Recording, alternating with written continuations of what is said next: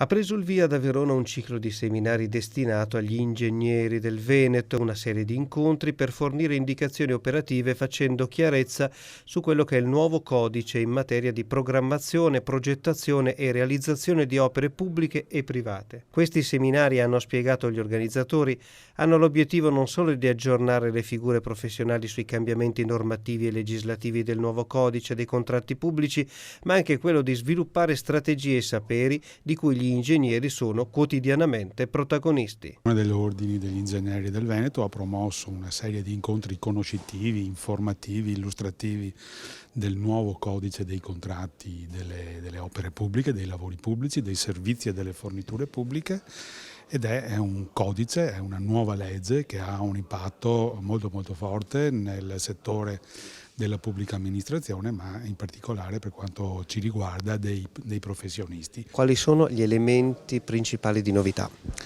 Allora, innanzitutto vi è un adeguamento alla disciplina comunitaria, l'Italia fa parte dell'Unione Europea e quindi ci sono delle disposizioni alle quali dobbiamo adeguarci.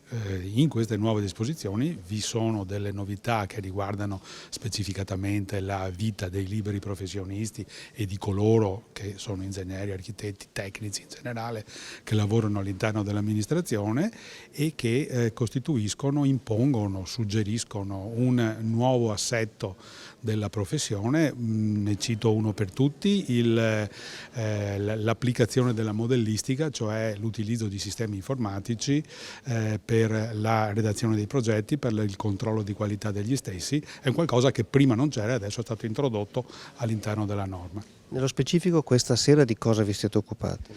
Ma questo incontro di Verona è il primo dei 6 che si fanno in Veneto e quindi aveva una valenza di carattere generale. Si parla proprio degli appalti di servizi, quindi di ingegneria e architettura nella pubblica amministrazione. I prossimi invece avranno dei tagli più settoriali, che ne so, a Venezia si parlerà del responsabile del procedimento, a Vicenza, che la settimana prossima, si parlerà più delle gare, degli appalti di servizi, eccetera.